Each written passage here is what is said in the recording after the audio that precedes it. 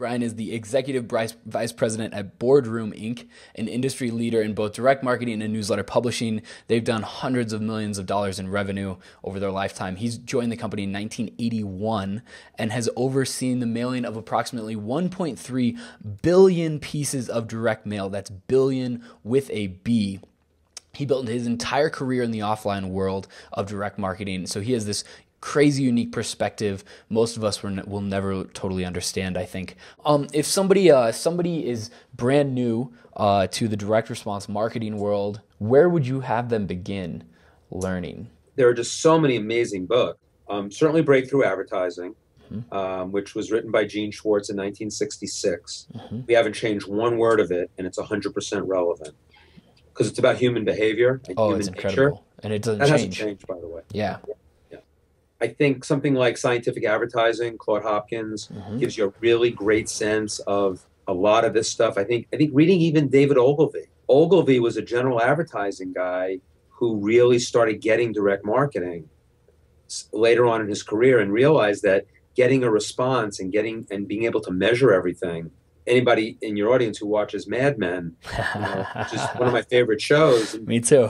The transition, from that kind of advertising to direct response was happening even back then. I used as my textbook the book by Bob Stone, Successful Direct Marketing Methods, which I think is in the 7th edition. And I think a book like that, it's a little textbooky, but on page 6, I think it's, no mail order business can succeed without repeat business. Things like that, yes, your audience will know that, but to start looking at it in the context of all the things that are being done online today, the context was set a long time ago. Groupon didn't invent that. Reader's Digest had sweepstakes in the 1960s, right? Yep. So that's part of it. And then I think creating a swipe file is just so valuable. By a swipe file, and that means online and offline. Explain. Some people may not know what a swipe file is. So you basically, to me, in direct mail, I always knew follow the anecdotal evidence. And all that means is steal smart.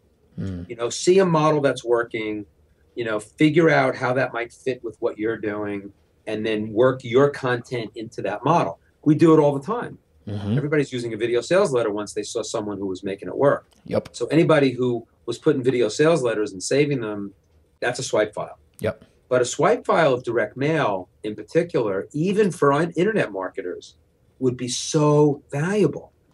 I was on a Google group of a bunch of IMers, and a guy quoted a headline that he used in a subject line, and it was a version of a classic line written by Max Sackheim in like 1954.